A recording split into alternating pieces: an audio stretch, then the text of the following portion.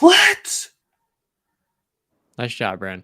Hello and welcome on an episode number 99 of the Wise Guys podcast. I'm John Tortorelli, Brand Capozziello, who is very excited, and Justin Ray for today's episode, where we will be discussing our NBA playoff reactions and previews, one for the Milwaukee Bucks, perhaps, and we're also going to discuss will Lamar Jackson win a Super Bowl in Baltimore. Along with all of that, UFC 288 is coming right on up in my home state of New York. Jeez, John, you live in New Jersey. New Jersey. And I also think we have a little bit more to talk about this NFL offseason. How are we feeling today, my friends? Feeling good. Episode number 99. Shout out to Aaron Judge. Guys, I can't believe we've been doing this for this long. Last time when we first started, it was right after the NBA Finals, and here we are on our first postseason run. This is exciting. This Big is time. exciting. Wait, one second. Let me grab something. Because do you guys know what today is, by chance? I know tomorrow, Cinco de Mayo. Do you know what today is, Justin? No, I don't. Oh, isn't it? No, I don't know. Forget it. It's May 4th. Oh, it is May the 4th. Okay. May the 4th be with you, my friends. All right? Very corny. I love it. Wow. Yo, how much was that? Huh? How much was that? It was a Christmas gift when I was a child. I think it was over $100 probably. But I'm excited. Episode 99. And like I said, may the 4th be with everybody. I don't care if it's corny. I'm a Star Wars fan. I love Star Wars. It's great. But I'm excited to get into some NBA playoff basketball talk. My Miami Heat, they're showing me something. We'll get into it. UFC 288 in the state of New Jersey. What a disrespectful job by John. The shadows of New York, New Jersey, even more applicable by a guy who lived in New Jersey, just in my own state. Oh boy! But let's get into it. A little Heat Game Knicks 1-1. Heat Knicks. It felt like many people would see in a game where the Heat were controlling it without Jimmy Butler and Tyler Hero, that the Heat were going to come away and go up 2-0 on the Knicks. But instead, Justin, what happened in the fourth quarter of Game 2 in New York? What happened? Everybody stepped up. Jalen Brunson finally turned into Jalen Brunson. He wasn't what you saw in Game 1. He was what you saw in the regular season.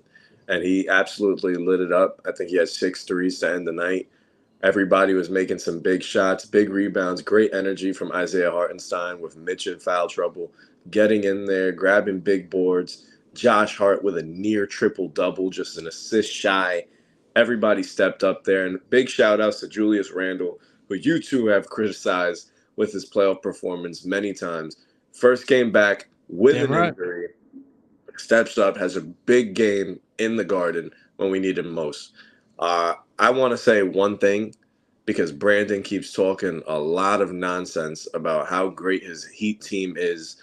Mind you, this is a Heat team that he didn't even believe. He needs to stop saying that his team is better than the New York Knicks, because they're not. And I'll tell you why they're not. Because you scored, I think, 74 points from undrafted players. That is incredible. Shouts out to them, man. They stepped up big time. That is not sustainable, Brandon. That is not going to happen every single game.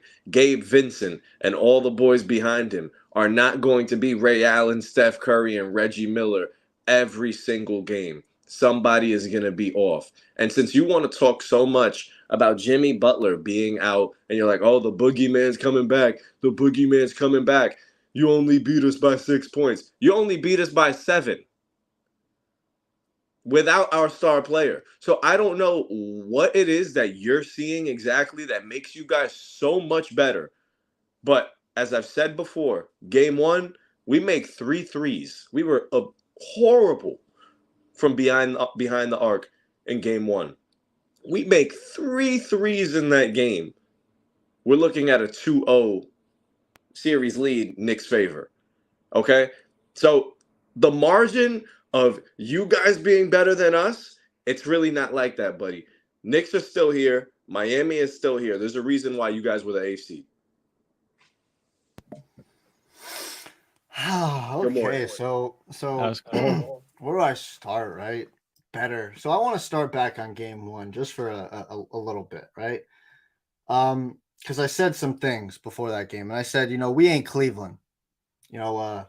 We're not inexperienced. We've been there, we done that, right?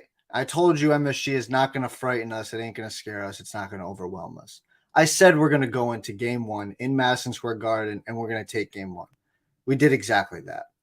Now, some unfortunate things happened in that game, and you asked, Justin, what I saw that makes me so confident and why I say the Miami Heat are clearly the better team. Well, let me just give it to you, right? In that game 1, we shot 38% from the field in the first half when we were only down 5 points. I texted you during that. I feel real comfy. If we're shooting. Game 2, what happened, John? I'm going to get to game 2. Let's stick on game 1 real quick. Let's stick on game 1, though. For me, one thing I saw very much is the ball movement by my Miami Heat has been exquisite for both games. That's one thing that makes my team better than your team. Our ball movement, our team chemistry, our unsolo act guys. There's a lot when Julius gets the ball, his head is not usually up. It's down, meaning I'm going like this is mine. And then when he gets stuck in a position, then he gets up and he starts looking around for a pass. So, and RJ Barrett, we know about RJ Barrett. He's the same thing. He's going to bowl ahead, bowl and China shop, head down. He's going to go. But with 5:05 left in the fourth quarter, Justin, what happened? Something unfortunate very much happened. Jimmy's ankle touched the floor. That's not hyperbole. His ankle touched the floor. After and the Knicks were down 5 points because Jimmy came back in and he made his 2 free throws, right? So with less than 5 minutes left in the game, pretty good amount of time, if I got to be honest with you. We've seen teams come back from more with that amount of time left. You're only down 5 in Madison Square Garden, mind you. Jimmy Butler's ankle just touched the floor. Justin, if you were Tom Thibodeau, if you were the head coach of the New York Knicks, what would your game plan have been with less than 5 minutes left? Because a timeout was called or whatever, the foul call or was something. They went to commercial break because the injury and Jimmy had to go to the sideline. Then he came out. What would you have message have been to your New York Knicks team on offense? Is this rhetorical? Because we both know the answer. Yeah. Attack Jimmy Butler, right? Make Coach Spo take him out of the game.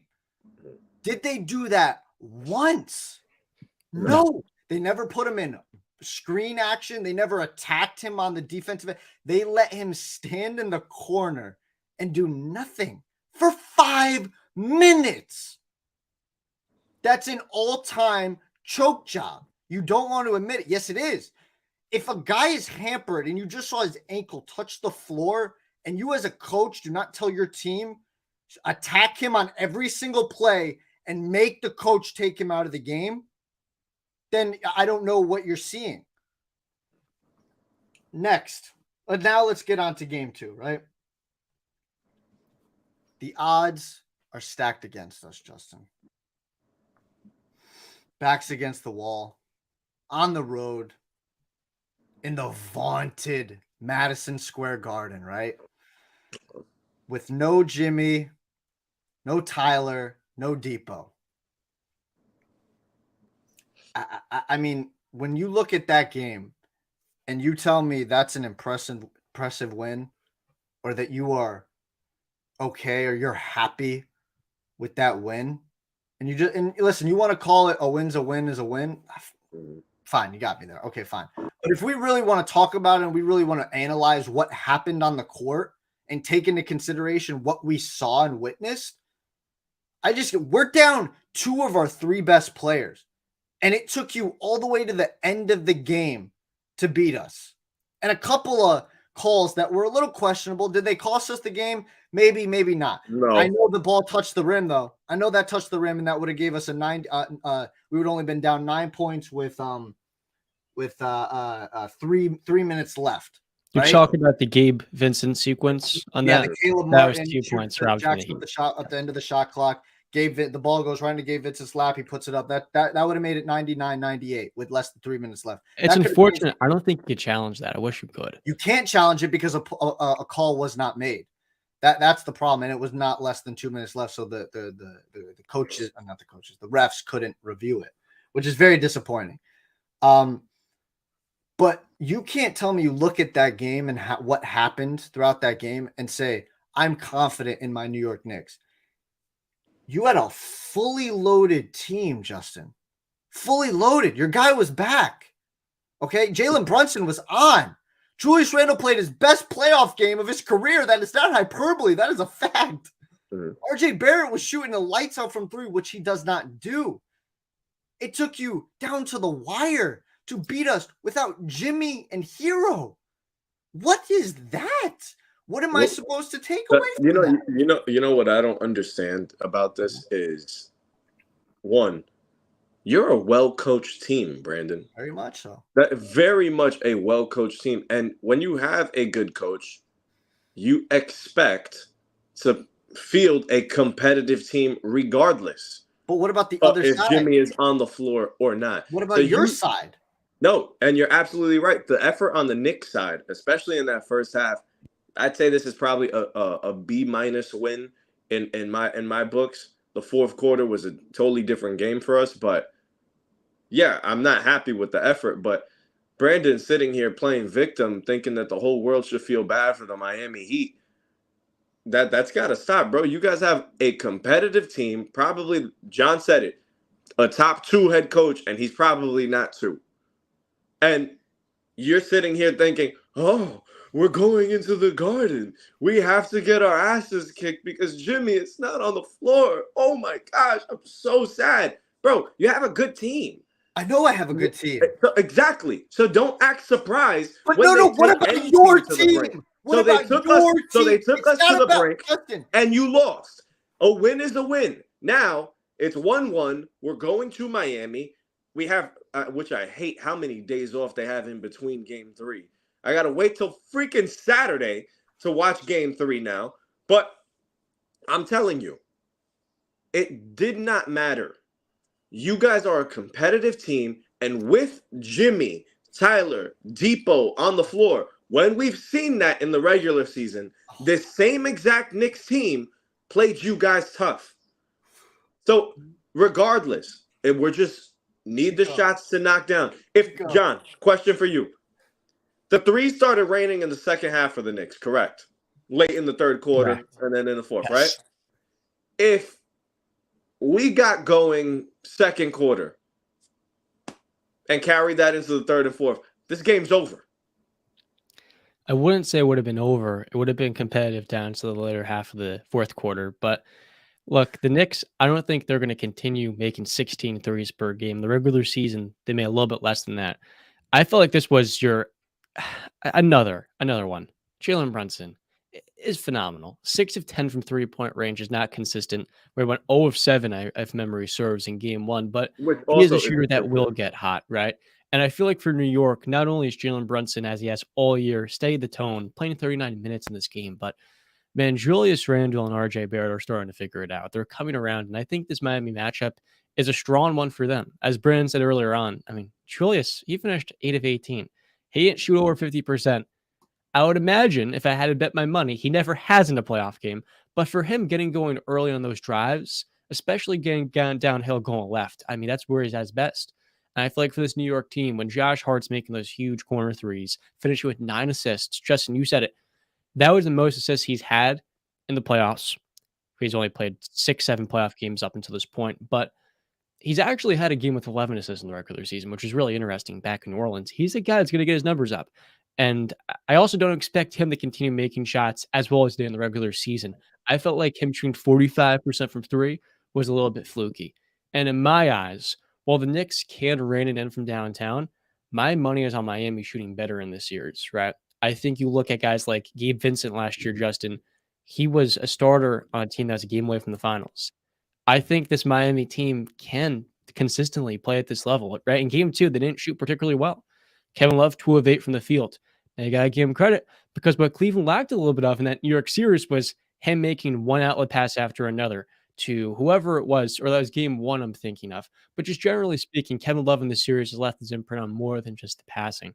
I feel like for New York, they need to do a better job continuing to win in transition, which they definitely didn't tap into enough in game 2.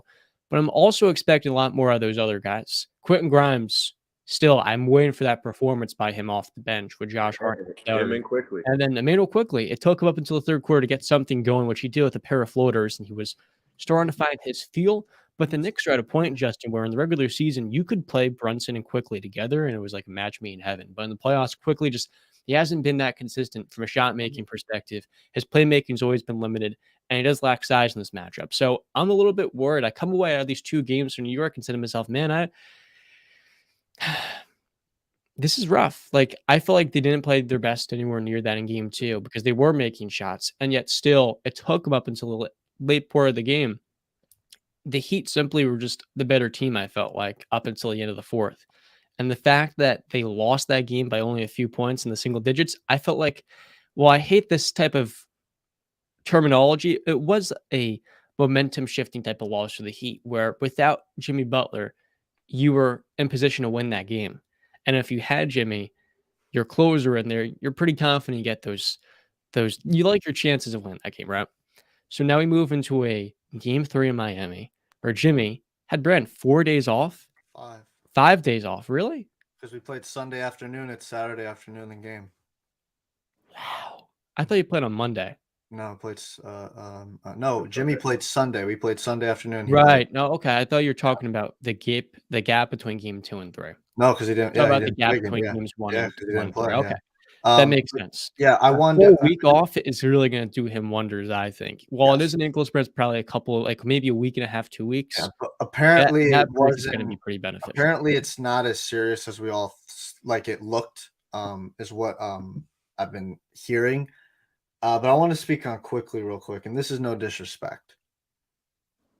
He's not ready for this moment. He's not. Maybe he will be later in his career, but right now he's not. He has been ineffective throughout the entire playoffs. The Cleveland series, yeah. Yeah, he's not ready for this moment. That's fine, dude. This is not a knock. You're young. You got to go through the moments to be ready for the moment, and that's what he's doing now. So I'm sure next time around he'll be ready. But right now, I mean, every shot that goes up, it doesn't fear me at all. Mm-hmm. But yeah, I can't see it, man. In all honesty, it's serious. If this wasn't my Miami Heat, if this was another team, I'd be saying the same exact thing. I can only tell you how I feel and what I see. And what I see is we don't take away the Knicks and Heat, Justin. A team that is fully loaded goes up against a team that is missing 2 of their 3 best players. And it takes that fully loaded team all the way to the end of the game to beat that team. That's not a good look, especially knowing that their best player is coming back off of 5 days of rest. And we know Jimmy is built different than these other guys. He's going to play through that pain. I would imagine Jimmy is going to have a great game because he is a 90s, 80s, 70s style of basketball player. He don't give no crap. So when I say the boogeyman is coming for you, it's because Jimmy saw what I saw. I don't know if you guys saw him at the end of the game doing the golf clap, smiling, grinning, doing this. It's because he saw what I saw. We saw him do this to the Knicks fans as well. Yeah, because he saw what I saw, which was, y'all barely beat my team without me. What you think off of 5 days of rest I'm going to do to you in our hometown? What do you think is going to happen? That's why he was doing that, because he sees what I see. You guys, nobody on the Knicks can guard Jimmy Butler. Nobody. Josh Hart didn't look great in game 1 doing it. It's not happening. Like, dude, he fucking owned Drew Holiday, Brook Lopez, Giannis, and Chris Middleton. All of them. Chris Middleton the lowest now because of injuries and age, but all of them are good to great defenders. You ain't got none of those guys. They weren't great in that series. I'm sorry, and Spo, and I like Tibbs, Justin. You know I was defending him against John with you, but he's not on Spo's level, and we've seen the last 2 games how it's not. You don't attack Jimmy in game 1. That is a coaching mistake. First and foremost, then players. Because I'd imagine the players don't really want to go after him. But I know Tibbs has a relationship, and he might say, damn, man, I really love Jimmy. I don't want to go at him. He's injured and stuff. No, this is art of war. And you got to do what you got to do. If he's going to be that's Tim's specialty too, going after his opponent's biggest weakness. Then you have to cripple him. I'm sorry. It's no malice intent. It's just, it is what it is. You can't tell me Spo has done an incredible, like, yes, I agree with you, but like, dude, I don't know how you can't. I think your Knicks thing is blinding you. Okay? I'm not blinded by my Miami Heat. I just told you, if I strip away everything from this series, I'd be feeling the same exact way. I don't think you can look at it and say, man, I'm confident going into 3 and 4. I really do think Miami takes this in 6. I think we win 3 and 4. I think you win 5 back in MSG, and I think we finish it out in 6. I don't think I've said anything that's too crazy, because also you said the part where their Miami role players want to continue playing as well as they have. I do want to address one thing. I don't think they will. But you saw them do that last year for 3 separate series, which they nearly all won. Where was Miami ranked as far as 3-point shooting in the regular season? We were dead last. Okay. Playoffs are different. They weren't dead last at the end of the year, but they were in the bottom half. But yeah, bottom. That is my point. That is my point. They have turned it up. They're playing amazing basketball. I give them credit where credit is due. But I really do believe that at some point, those cards are going to run out. I really do believe it. I picked the Knicks in 7 for a reason. And I've also said that Miami is the one team that worries me because of how well coached you guys are. I have an immense amount of respect for you. But I really do believe that we haven't seen the Knicks play on the level that they have in the regular season. And it's a matter of time.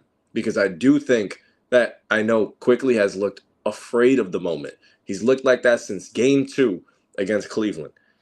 He's been afraid of the moment. And Grimes, he looks like that guy on the court when you're playing basketball as a kid. His job is you pass him the ball, he passes it right back. He doesn't want to score. It's a matter of time before things get going. Like I said, we have Wednesday, Thursday, Friday. Time to prepare for this game on Saturday. I think the Knicks come out of Miami with a win.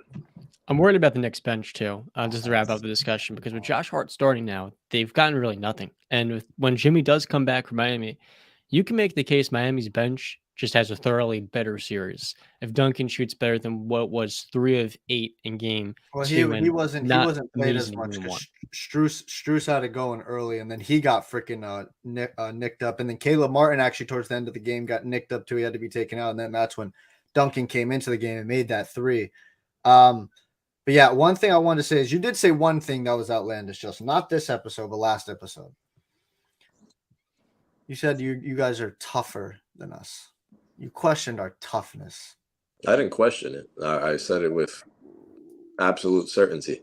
Yeah, and that is a fallacy, right? I already addressed that earlier with the Julius Randle. No player on the Miami Heat would have ever done what Julius Randle did in round 1. A team that is tough. We showed that in game 1. Jimmy Butler, our team, beating you. And then this past game in game 2, that was an all-heart game. We had again, I want to reiterate for the last time, we had no business being in that game. No business. All heart. That shows toughness again. So we'll see in Miami. We'll see in Miami. One team that was tougher than their opponent was the Lakers back on Tuesday night, where, look, the Warriors do have one catch-22. It's called get Anthony Davis out the goddamn paint, because when he's in there, this Warriors offense looks completely different. And I felt like in game 1, we saw one very interesting difference between these two teams. The Warriors got up 53 threes and made 21 of them, right? So that's 40% from deep. But they only get to the foul line 6 times. They shot 41% on 2-pointers and even worse at the rim. Draymond Green has to be better for Golden State. He has to push the tempo, and he has to get Anthony Davis going in this matchup, because you guys saw as well as anybody watching game 1, Anthony Davis was the best player on the court. Defensively, the Warriors were literally avoiding him like he was the Black Plague. But at the same time, offensively, he had such fresh legs because he's just staying in the paint defensively. And if we're going to really be honest here, probably racking up 1 3-second violation after another. I don't always get that angle. He's just chilling in there, getting that much needed rest.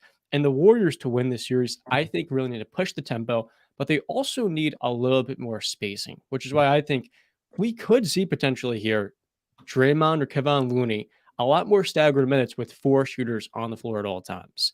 I feel like in this matchup, the Lakers just have such a unique advantage of LeBron and AD both hawking the paint, but consequently, they don't have anywhere near the three-point shooting.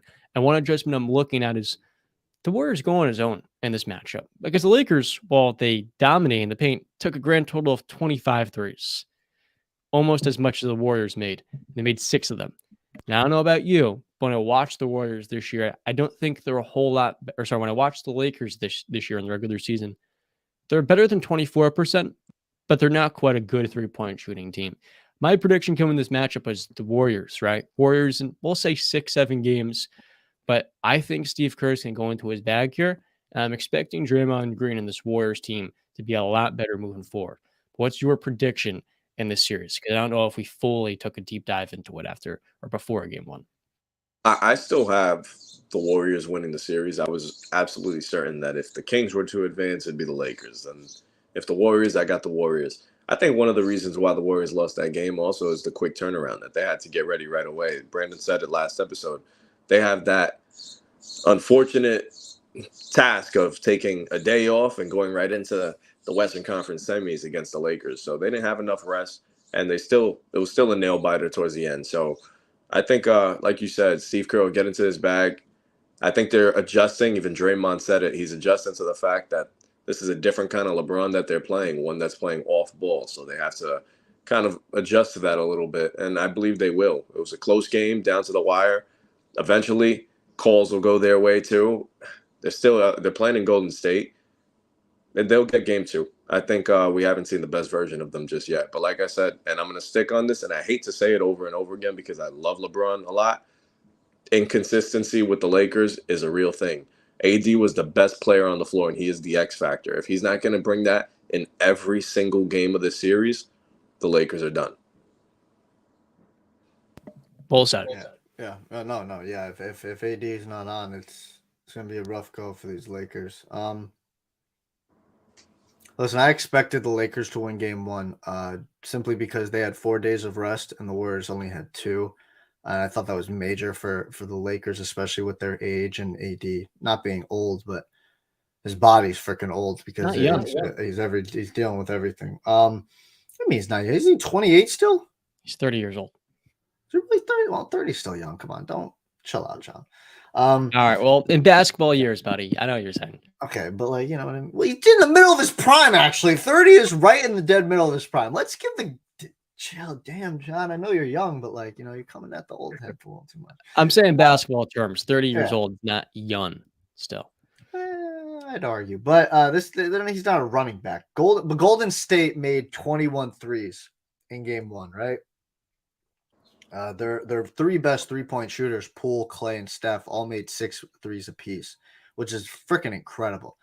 That was the first time in playoff history the Golden State Warriors lost a game at home shooting 20 or making 20 or more threes. So what I see with these Lakers and these Warriors, I expect this series to go 7.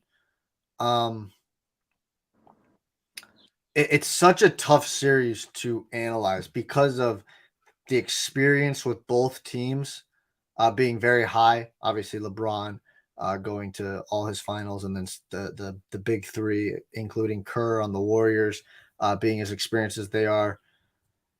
It's such a tough series to call. AD should dominate, like Justin said. He should. He is the biggest and honestly the strongest guy on the court, no matter what. Draymond, for how great of a defender he is, his size going up against AD is a very big liability because AD, when he's on, it's just like, you too little for me, bro. You are too little for me. And Kevon Looney, he's a scrapper. He's a fighter. He's a menace. He is a great rebounder. I'm going now. He's a great rebounder. As a defender, he's good. He ain't dealing with AD when AD's on. So, like Justin said, if AD's on, there's nobody on the Warriors that can guard him, and he should be going for 30 and 15 basically. As for LeBron, man, he is the 3 ball is not falling for him in the playoffs right now. It is. I don't have the numbers in front of me right now. I know he went 1 for 8 last game, but I know for the entire playoffs he has made maybe like 7 threes the entire playoffs, and he shot like 40 plus. That's shit. And I understand why he's doing that, right? He's 38 years old. He's in year 20. Those legs got a lot of miles on them. So it's hard to summons up that drive into the rim every single play. But those 3 balls are hurting this team. I really do feel that. I feel when you're going 1 for 8, that's not good. That's not a recipe for success. I expect LeBron's. I expect him to have a good game from 3, at least one of these games, because it's just bound to happen. He'll get hot, but he's also got to show up to shooting the ball. He was 9 for 24, not that great. D'Angelo Russell really came up clutch for them late in the game. I know he didn't shoot the ball from 3 very well. John should give Russell his a little bit of respect, especially for that 31-point piece where he put up on the Sacramento Kings in Memphis. But yeah, I expected to go 7. I still really haven't made up my mind on who I believe is going to win. It literally could go either way in my mind. So yeah, I honestly think it's going 7. And I'm excited to watch this series, even though they're putting it out so effing late that it just screams F you to the East Coast fans. At least tonight's game is at 9:00, but you know what I mean. Yeah, I mean, as I've always said, if the NBA Finals is not starting at 10 o'clock, I think so should the premier game of the second round. So arguably, especially as Steph versus LeBron.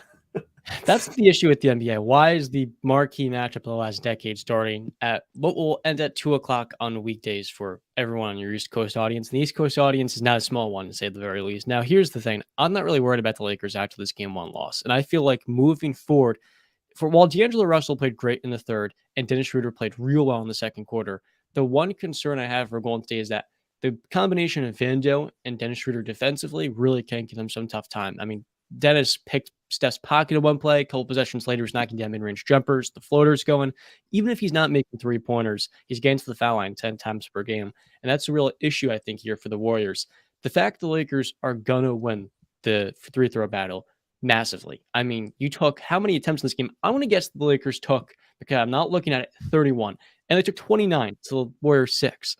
The Warriors need to get going downhill. And part of that is finding more space, which is why I'm fully expecting, like I said before, you can't run 2 bigs out there. And honestly, I think Draymond can guard Anthony Davis just fine. Because in the fourth quarter, he took care of business. I was reading the stat before. Anthony Davis in the fourth quarter was 0 of 4 when Draymond was guarding him. He's always been one of the best post defenders in the league. And he's going to let him take those mid-rangers. Where Anthony Davis historically has shot in the high 30%. That's not a great look. And then the Lakers, I think the 3-point shooting is going to come back around. I think it will get better. But it's not going to be near the level of Golden State. I'm expecting the supporting cast to play better in the second rounds. Why? I think Jordan Poole is one of the most overhated players in the league. He played himself a really good game 1, but people didn't like his final shot at the end. And that's all they're going to remember. The reality is, when you're down by 3 points, a good 3-point look with 10 seconds is a good 3-point look. If you're open with your feet set, there's not too many shooters in the league that can make a 30-foot 3. But Jordan Poole is one of them. And I felt like in game 1, his playmaking, getting downhill, and his shot making was huge for this team off the bench. And if it's in the starting lineup as well, I really think that Jordan's going to play a lot better in round 2 than he did in round 1 for Sacramento. And that's purely based off a health standpoint. But the last point for the Warriors is that, again, I'm expecting Draymond Green to play a lot better than game 1, where he was in foul trouble. Defensively, he wasn't that aggressive, and I think he's going to be a lot more downhill, getting in transition, running the offense. Where the Warriors are going to win this series is not by the 3-point shooting, by getting out in space and beating an older, more, let's just say, slow Lakers team that wants to play methodical, wear you down brand of basketball, right? Whereas the Warriors are up-tempo. I think if they can get the Warriors, my apologies. I think if the Warriors make the Lakers play their game, force them to run in transition, getting downhill, getting Anthony Davis a little bit worn out, you're going to see that inconsistency of round 1. Where I think it was, correct me if I'm wrong here, odd game, he played really damn well. Every even game, wasn't that consistent offensively. It's like consistent with him now. Where defensively, I think Anthony Davis has a case of being the best defender in the world. Oh, yeah. After Draymond Green, because I still trust Draymond and his processor to make plays more consistently. But AD's top 2. He's top 3. The question is for a Lakers team that has always been a little bit streaky and unreliable in the playoffs, will he be able to mass produce high-level offense? And the answer to that question, as we've seen historically, has been no up until this point. So I'm excited to see game 2 tonight. My prediction is that the Warriors aren't going to lose this one. I really think Draymond's going to have one of his best playoff games in recent memory. He is one of those guys that needs a little bit of a fire underneath him, and he is one of the utmost competitors. I'm expecting him tonight to play a lot damn better. Even if he's not making the threes, he needs to make more of his finishes, the layups. That's what I'm really looking for, and I'm expecting him, Steph, and also Clay to continue playing at a high level. Yeah, oh well, you went long there, so I forgot my point. Oh, here we go. From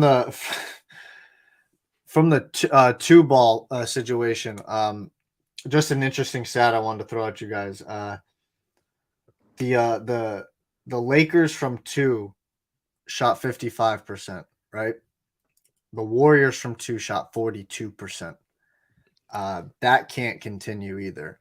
And also, if you look at the numbers too, it was because you look at it and you say the Warriors made 21 threes and you go, well, damn, that's a freaking dub for the Warriors, right? You make 21 threes, 20 or more threes, you win the game, right? But when you give up, like John said, 29 free throws and the other team just mauls you in the 2-point land, I think they outshot them by like 20 plus points, I think it was from 2. Correct. There's your makeup right there. That's how you beat the 3 ball. You are highly efficient from 2 and you draw contact and you get to the free throw line. So more discipline. The only worry for me is how much better can the Warriors shoot from 3? And you looked at the Lakers 3 ball, right? Are they going to shoot that bad from 3 again? Maybe, but I think they'll shoot a little bit better. I mean, they went 6 for 25. I think we can expect them to do better. But I am with you, John. I expect tonight, I think the Warriors take game 2. Like I said, they're insanely experienced, and I believe they're built for this moment, and they're going to take care of it. They better not lose game 2 because you do not want to go to LA down 0-2. That is going to be a rough one, especially with their road woes throughout the season. So, yeah, I fully expect Golden State to win game 2 tonight. The adjustment making Steph playing pick and roll, by the way. Yeah, don't keep him off ball. I saw JJ Redick broke that down on ESPN, the defense that the Lakers are running, where Darvin Ham apparently Darvin did that against JJ. It's much easier to guard Steph when he's off ball. There's a remedy to that. Because so, AD, now he has to play Steph into a switch, and he can't just chill in the paint. Whereas when Steph's off ball, you're going to have him chilling, sitting back. Yeah, and when Steph gets AD on a switch, AD's a good switch defender, but he's still going to get an open look more often than not. Yeah, everybody's got their eyes on Steph. Yeah, I'm with you guys. I got the Warriors tonight. And I'll be honest with you, I wouldn't be surprised if they win. They tally off a couple of wins right now. I'm with you here. I really do think that with Kevon Looney playing as well as on the glass, Steve Kerr is going to do. He's a coach that needs his back against the wall, much like this Dubs team. Now, talking about a team that's got their back against the wall, the Phoenix Suns right now are down bad. I came into the series. We all knew what the weakness is. We all knew how they will lose, right? The Nuggets are just the more physical team with more length and a lot more depth. The Nuggets are 7 guys deep, and they have a lot more depth than the Suns. That's a pretty big issue. And right now for Phoenix, it seems like Kevin Durant's not involved enough. You say, why is Kevin Durant not involved enough? Well, maybe because the guy's coming off an ankle and MCL injury, playing 40 minutes per game at the age of 34. Now there's an even more apparent report, which is kind of sad, that Chris Paul's going to miss at least a week with this recent groin injury. Is that what it is? It feels like the Sun season is over. And the issue, I think, all along was simply that the Phoenix Suns kind of had to make the Kevin Durant move last June, because now you put yourself in the compromising state of a bench and some depth pieces that are meant to complement Mikal Bridges, Jay Crowder, and Cam Johnson, and not Kevin Durant. And right now for the Nuggets, it seems like whatever they want to get offensively, they will get. Talk about a player that I've never been high on per se. I think he's one of the worst first overall picks in NBA history, given who was taken after him and the fact that Luka Doncic was quite clearly the best prospect in that class. And I would have told you that as a freshman in high school. DeAndre Ayton, I think he's starting to border on bust. And I hate to say this because he was so damn good in that 2021 finals run. But whatever happened since then, whether it's getting paid or his teammates not liking him, dude, DeAndre Ayton's teammates, they're not feeding him the ball. It feels like Rudy Gobert in Utah. They don't like him. He hasn't played hard. He never has, really, quite frankly. He needs to be motivated. And I don't say this as a hater. I truly think DeAndre Ayton is just missing a competitive motor to his game. And that's what the Suns desperately need to gain that edge against Jokic. I think Jokic right now is playing through a wrist injury. He had a calf injury as well in the regular season. He's not at 100%. But the performance he put on in game 2, 38 points, dominating from every level, it felt like. The three-point shot for Nikola is just the last piece in his game because he's one of the most dominant mid-range shooters, a lethal pick-and-roll player, but then the playmaking game, whatever he wants in any manner. We talk about Joel Embiid. We'll shout him out later on the episode because Joel Embiid was given the MVP award, right? And he is a league-leading scorer. But Nikola Jokic is in a completely different dimension because I've never seen a player more capable and better attacking double teams. He makes it look easy. Like, it's actually bad if you attack Jokic 2-on-2v1. He's always going to find the right man. And the issue for the Suns was, while Jamal Murray couldn't make a shot, only made 3 of 14 and was terrible from three-point range in game 2 after a monster game 1. If you try to take Jamal out of it, you send double teams his way, you're trying to force the ball out of his hands. Well, now you've got the greatest playmaking center of all time going 4-on-3. So for the Suns defensively, they have Kevin Durant playing really damn well right now. But outside of him and Devin Booker, there's really not much meat on the bone. And I'm going to take my little victory lap here. We're starting to see in the playoffs, Nikola Jokic as a pretty darn hard player to guard. And DeAndre Ayton, who's one of the best matchups for him in the league, is still getting cooked when Jokic isn't even 100%. I think that's really a testament to Jokic's greatness, but it's also like a huge tribute to how bad the Ayton pick was. Like, we're 5 years into this thing, and we're saying, okay, he's the only top 10 pick the Suns have left, and he's not even a number 3 on a championship caliber team. Yeah, with this series is it's over. I think we can pretty much say that. I think it's probably over in 5. And I'm giving them 1 game. Listen, CP3 goes down, you lose your point guard. That is you're top heavy already. You lose one of those big 4, it's already not. It's not going to even look even remotely good. The Nuggets seem to have their number. This Suns team. Listen, they tried to figure it out on the fly, right? They traded for KD at the trade deadline, and unfortunate thing happened. A injury that I don't know if I ever remember hearing about that type of thing happen, where a guy in the layup line just slips and sprains his knee, and then he is out. That's just an unfortunate event, and that sucked for the Suns because they already had minimal time to put this stuff together, and now they had even less time to put it together. They got through the Clippers because the Clippers were ravaged with injuries too. Paul George going in, not playing, and then Kawhi monster game 1 and game 2. And I hope we can all look at that series and understand that even if Kawhi was just healthy, the Clippers would have won that series. And if both guys were healthy. Yeah, if both guys were healthy, I think that probably would have ended in 5 or 6. If I'm going to be honest with you, it's not this team's fault. It's the problem that they tried to put it all together, so they just didn't have the time. They didn't have the time. The injury hurt it even worse, and the pieces don't fit that well. With DeAndre Ayton, like I spoke on last episode, it's not DeAndre's fault. It's more just the fit. He's good on a team like a Utah Jazz or a Washington Wizards or whatever, where he can get the ball and go put up 20 and 10, right? Empty stats player. Sure. But when he's on a team like the Phoenix Suns and you've already got guys that are going to give you 30 apiece, you don't need him to give you 20. You need a guy who's just going to get you those 10 boards, block shots, rim protect, disrupt everything, be a great defender, pick and roll. Yeah. Draymond Green, etc., those type of guys. Bam Adebayo. I don't want to diminish Bam, but that type of player. And now that you lost Chris Paul, it's going to go downhill. I would love to give Kevin Durant and Book that respect that they're going to at least get you 1 at home. It could end in 4 though. It could because of Chris Paul's injury. But I'll give them the respect and say it's going to end in 5, and the Nuggets are going to move on, and yeah, they're going to get ready for either the Warriors or the Lakers. Yeah, this round isn't doing me any favors with my predictions. I'll tell you that much. With the injury to CP, yeah, I think, and then like you said, and I mentioned it before too, with DeAndre and being the X factor of the series, having to step up. Well, he's been no factor in the first 2 games, and CP now out.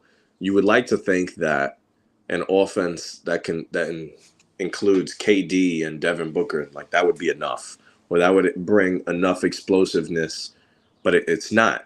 It's not because, like you guys mentioned, KD is coming off of an injury. He is a little bit older now. You're asking a lot out of a guy that's missed a lot of games and now playing 40-plus minutes whenever he's out on the floor. And granted, he does what he can, what we always expect KD to do. But if you don't have the supporting cast around him to help him, it's not a one-man show. It's not even a 2-man show. You need help.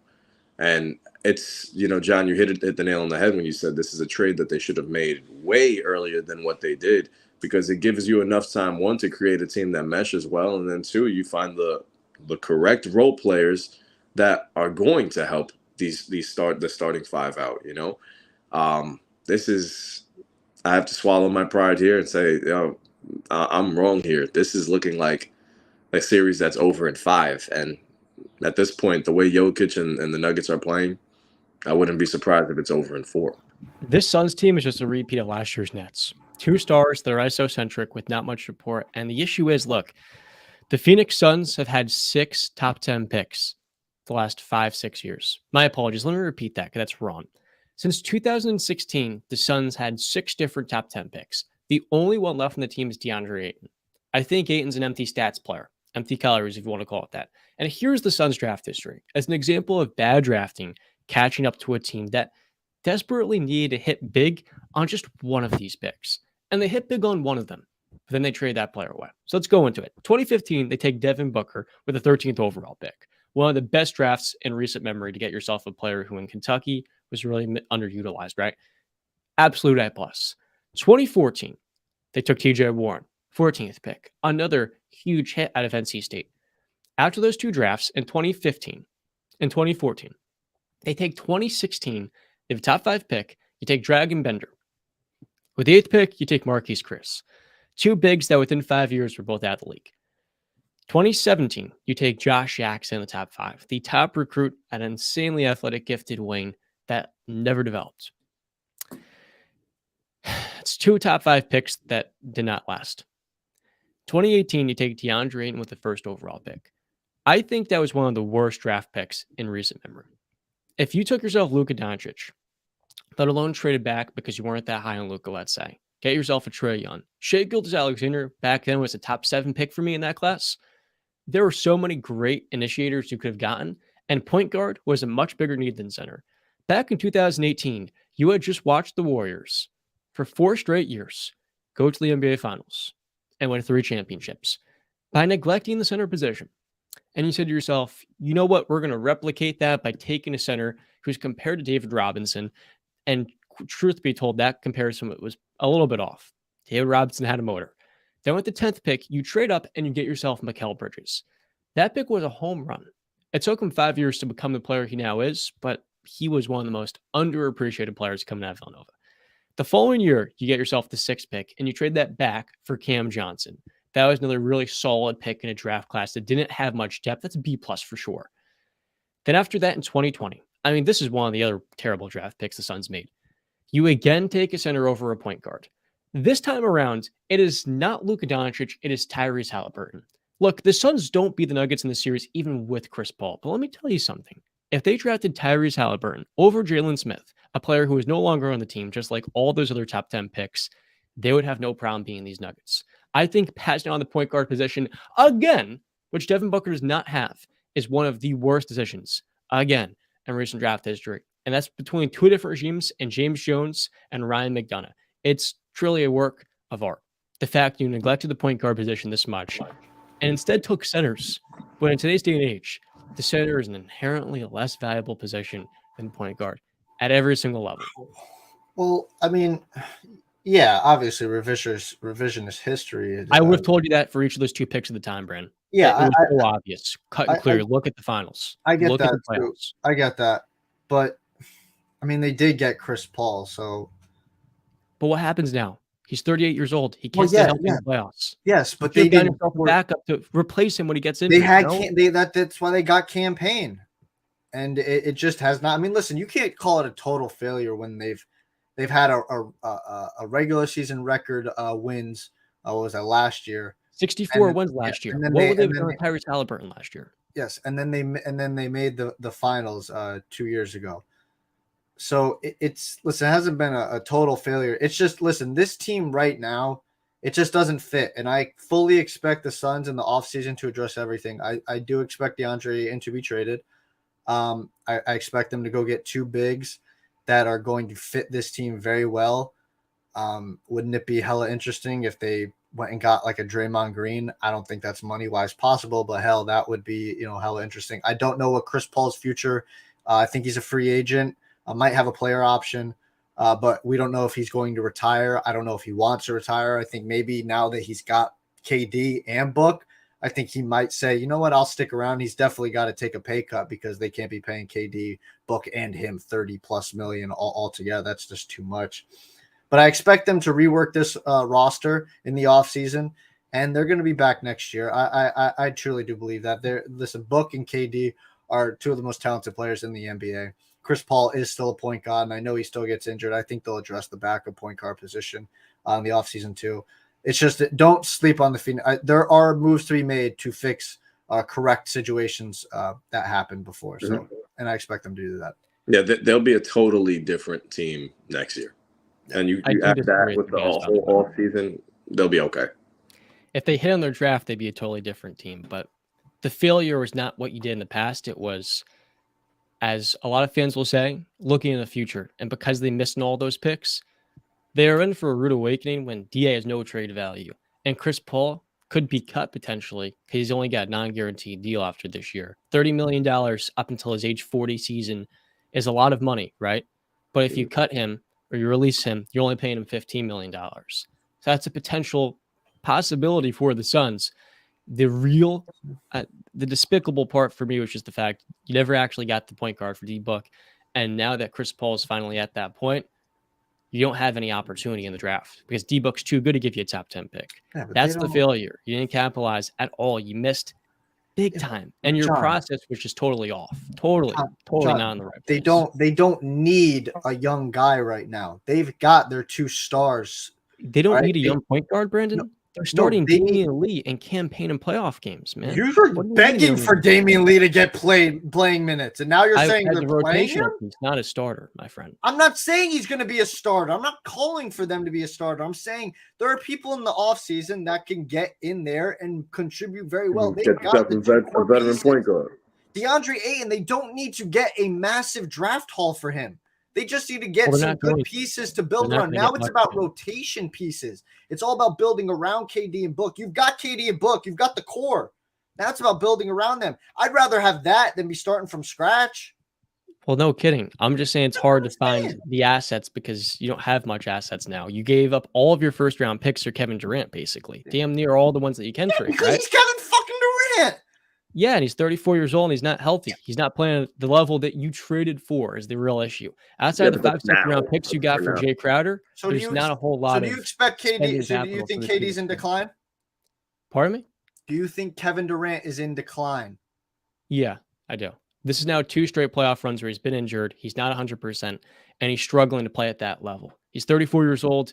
I think he's still a top 5 player. But in the playoffs, we're seeing it again where he is invincible, right? Christian Brown's a rookie playing really well on him. He was now 24. Kevin Durant has nowhere been near the level of a player the Suns gave up 5 first-round picks, a young star, Mikal Bridges now, and Cam Johnson for. Not even remotely close to that level. Defensively, he's been really good. But we're seeing the issue. He's hurt every year in the playoffs, right? You can't keep coming back around to me every single season. Like, oh, well, he's hurt again. He's hurt every single season. What do you expect? He's coming off a torn Achilles. The fact he's playing at this level is a testament to his work ethic. But it's hard to pencil him in as that guy who's going to be reliable for you with lack of depth.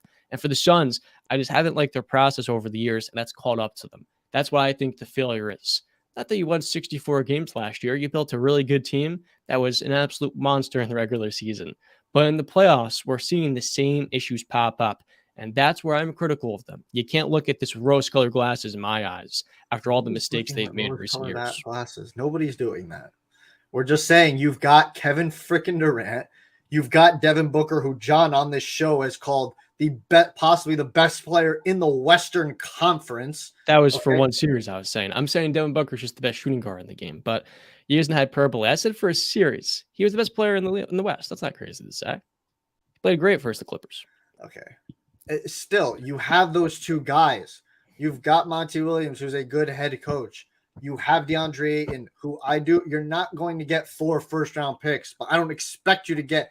I don't know if you're getting 1 first-round pick, Brandon. You don't need first-round picks at the end of the day for him. You don't need that. What you need is rotational pieces that are ready to play right now, because that's the mode they're in. You have Kevin Durant, Devin Booker. You are not looking for 10 years down the line. You're looking for 3 to 4 right now. We are going all in. That is what they are doing.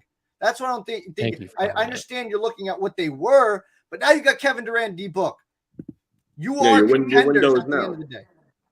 Your window is now. Yes. I get what Brandon's saying, but I also understand that you can still draft to win now and also plan for the future. They don't have the pieces for that, so there's no point in even thinking about that right now. They don't have that, so why even stay on that point? You have to move forward. No sense in crying over spilled milk. Just clean it up and move on.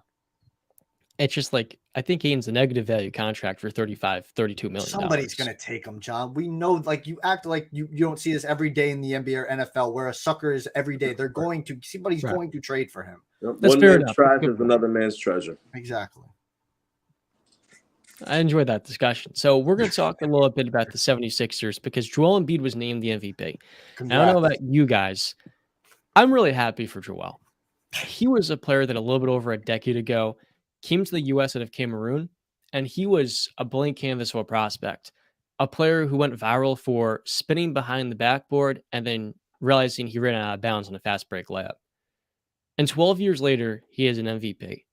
What Joel talked about was the fact he just used YouTube and one of the strongest work ethics to mirror his game after Hakeem Olajuwon. And today we see one of the most dazzling post scorers in the league. And then he took it to YouTube watching Klay Thompson, Steph Curry, Dirk Nowitzki. Joel Embiid was never supposed to be an MVP. We often forget this guy played 0 games his first 2 years in the league with the same fractured foot twice.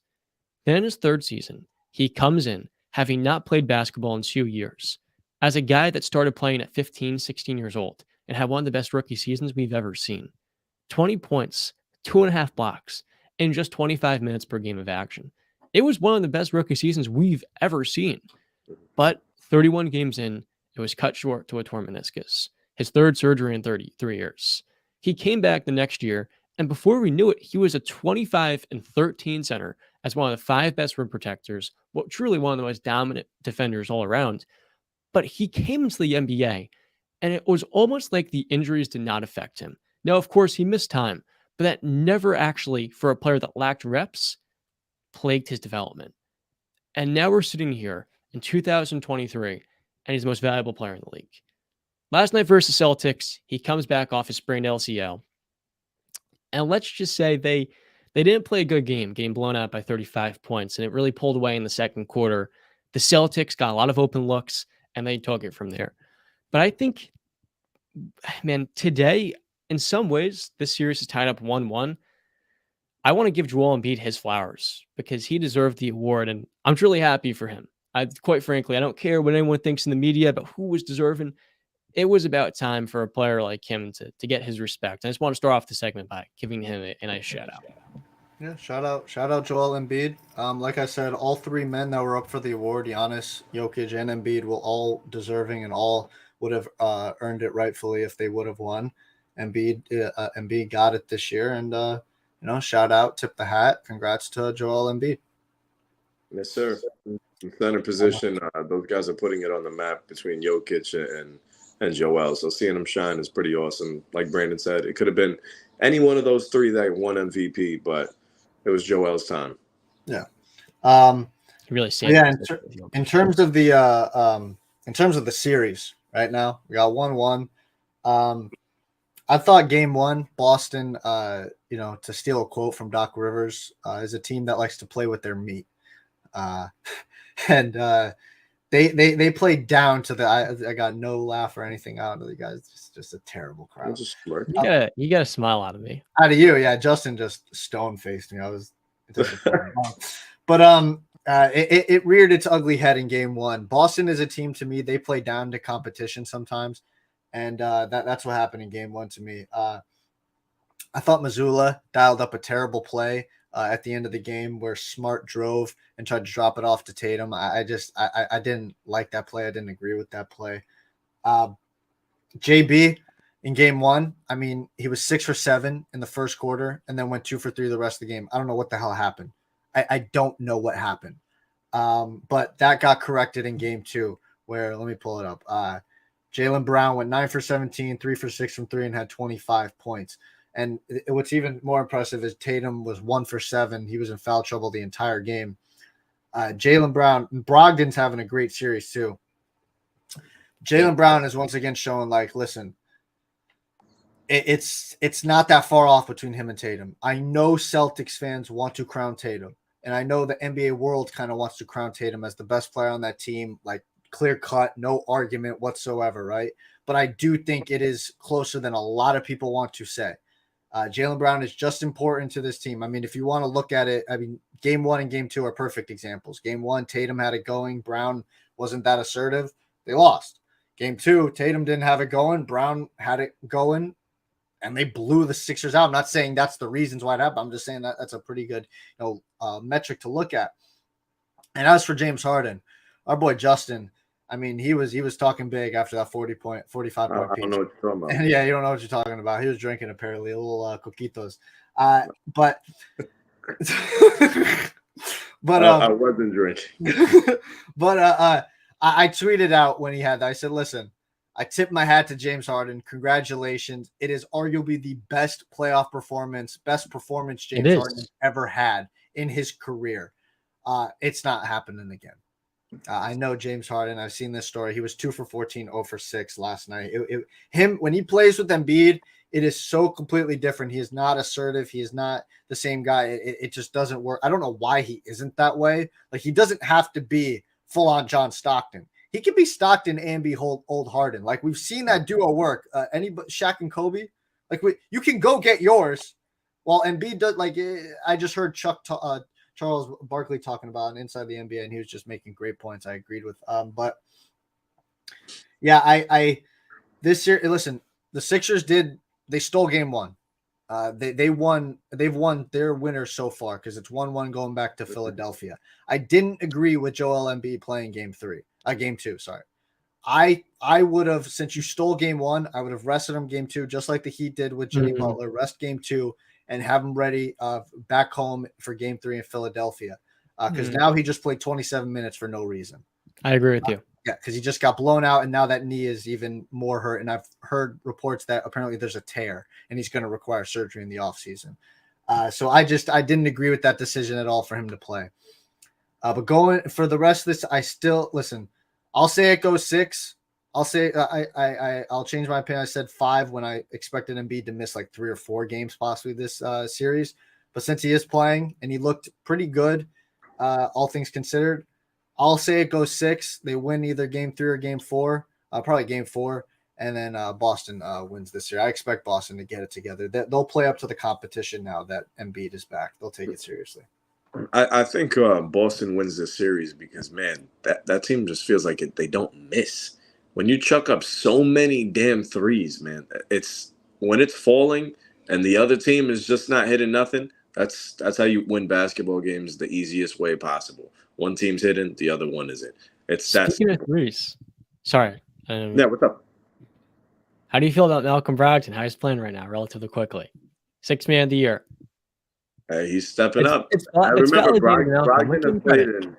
No, John. You can't make that. Playoffs don't make into the consideration. No, I agree, but you do that for the MVP. So I'm like, okay, it's okay. We can use that to validate it. No, some people do. They say if this guy doesn't go far enough with the award, then he's not, looking good historically. I think Brogdon has shown, hey, look, I was deserving. I see all the disrespect people like me are putting on him. Let me show you. Brogdon's played really damn well, and I'm happy to see him shooting it the way he has. Now, this might be a little bit of a hot take here, but I do think the 76ers offense some nights looks better without Embiid because the ball zips around more and it flows better. Now, that's also dependent on James Harden playing a fantastic game. If he doesn't get downhill and finish the way he did in game one, then that doesn't matter. Like, they're always going to be better without Embiid. But there is something to the offense running through him more with him getting downhill a little bit and then opening things up because Embiid does struggle as a passer. And I feel like, well, he's going to go a lot more one-on-one in this matchup than versus Brooklyn. The reality is he still does struggle all the time with the length as a passer and more so a ball handler when he does get pressured out the post. And that's my one concern in this matchup. I agree with you, Brandon. I didn't see the need in playing Embiid this game. If you lost, there's no risk. You're on the road. Yeah. And to give him 2 extra days of rest would be pretty beneficial. Hell, have him go back to Philadelphia and rest up. You know what I'm saying? Opposed to spending time in Boston on a flight delayed. Now, my last point here is that I'm worried about the Celtics big time. Worried about the Celtics really bad because we saw in game one, their late offense is a little bit inconsistent.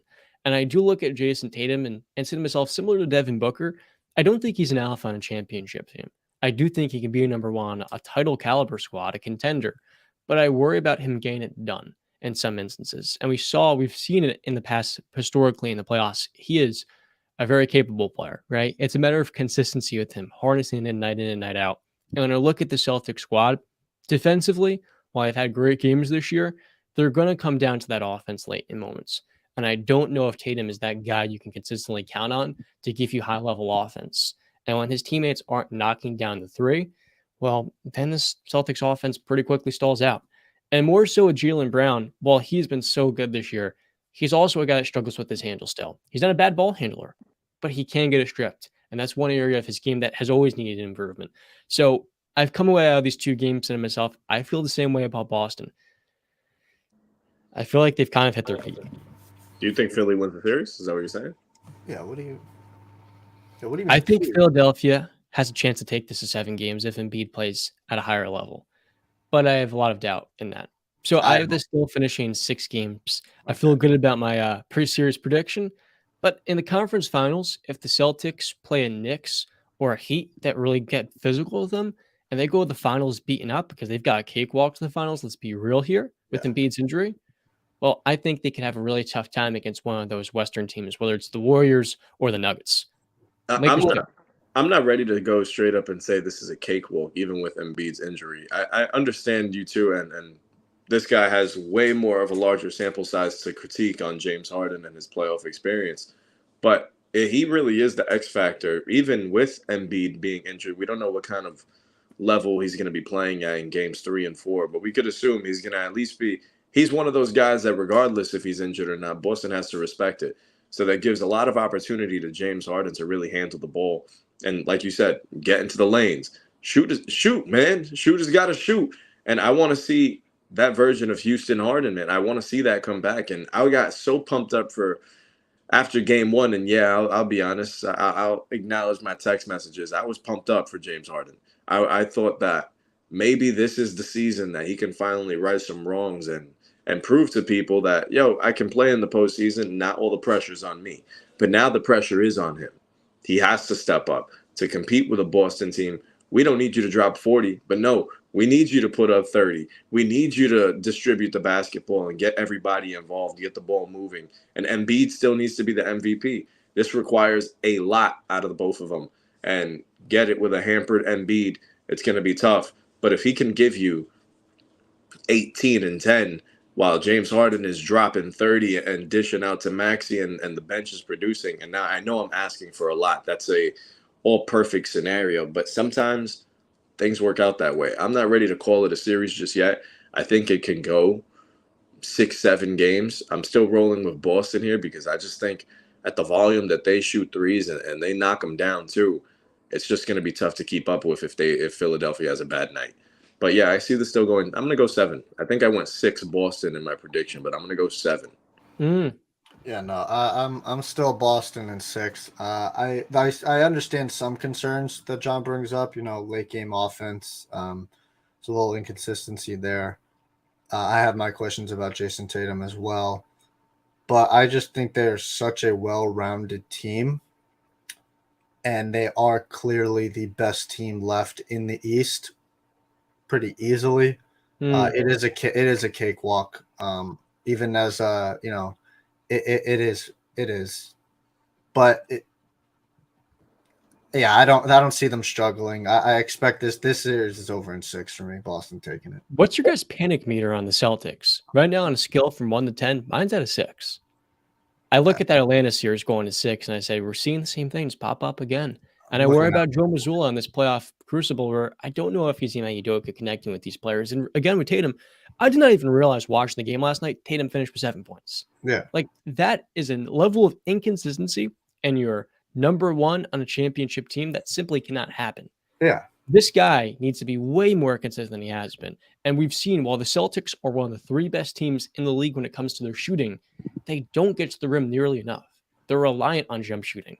And the same way we talk about the Clippers as that being their fatal flaw, I look at their depth and say it's great. The backcourt's dirty, but the star in Jason Tatum is not a top 5 player. And hell, I would argue with the way he's played in the postseason the last 2 years, while he's had great games, I don't think he's a top 8 player either. When we talk about guys like Kawhi, Jimmy Butler, I put him in that same tier of guys like Devin Booker. Devin Booker's great number 2. He's been to the finals and been a game away from a game 7, right? He could have won a championship as number 1. Yes. I think much like Tatum, he's not consistent enough to be that true alpha on a number 1 team. Yeah, John, I completely agree. Jason Tatum for me, I think I have him at 10 in my top 10 players in the league. And he's kind of fringe. He's the guy that can come in and come out like every other day for me. It's that 10 spot is really wide open. But my panic meter is like a 3 or 4. I'm not like, listen, I understand the 2 games to Atlanta. Like I said, they play down to their competition sometimes. They don't take teams that seriously. And game 1, they lost. They didn't take them seriously. They played around. They took the L. Game 1's the biggest toss-up. I'm not that worried about this team. I do see what you see, and I understand, and they're there, and they can be made, make a mountain out of a molehill. It could happen, but it's going to take that type of team to make a mountain out of that molehill, and I don't think Philadelphia is that team, to be honest with you. The Warriors are that team. They did that in the finals. We saw that. I'm not panicking at all about the Boston Celtics. I think if they were going into game 2, I had a little bit of worry in my heart because Embiid's back on the floor. But then when you go out there and nearly blow a team out by 40, I can assure you people in Boston, in that locker room, they're not panicking whatsoever. I think that's as much assurance as they needed. So no worries. So I was going to do a Bucks topic. Would you guys like to save that for another episode? We can. A Bucks offseason preview? Because they're a team that's panicking, but we have NFL topics to discuss, so it's up to you guys. Let's talk NFL. Let's talk NFL. Lamar Jackson got himself a absolutely record-breaking contract, and the details I don't quite have in front of me right now, but they've also made a lot of moves this offseason. Yesterday, they signed Rocky Ya-Sin to a contract I do know the details of, 1 year, $6 million, and Odell Beckham Jr. to a deal that is upwards to $18 million if he plays up to a certain level this year. And then in the draft, they take Zay Flowers, taking a swing, adding to this offense. And I think adding in Todd Monken as your offensive coordinator to replace Greg Roman, there is a difference now in Baltimore. Everything Lamar Jackson wanted, he's now got. Are there any excuses for Lamar with a top 5 defense, a proven Super Bowl winning head coach, and a roster that is ready to compete in the AFC? I say no.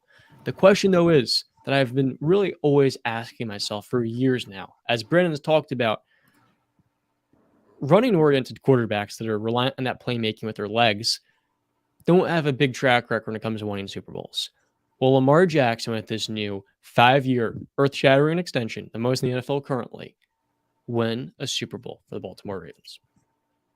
So just to touch on the contract, 5 years, $260 million, 185 million guaranteed, annual salary of $52 million. So, shout out Lamar. I know we haven't spoke about it yet. He got his contract. He got his money. Again, I think it was always about the guaranteed money. He wanted the Deshaun Watson. And then once Jalen signed his contract, I think that really helped out. There were rumors that once Jalen signed, the Ravens were like, all right, let's step up our offer. And then they offered him the money. And Lamar would have been a fool not to take it. So he took the money, and that's great for him. Can the Baltimore Ravens win a Super Bowl? If Lamar is healthy, I give them a good shot, right? And I know I've been the person that running quarterbacks can't win a Super Bowl, but I gave the caveat if he's healthy. He has not been healthy. So it's kind of hard for me to project that. The Ravens made great moves to make him happy. They drafted Zay Flowers. They signed OBJ. They drafted Rashad Bateman in the first round 2 years ago, I believe, right? Mm-hmm. You got Mark Andrews.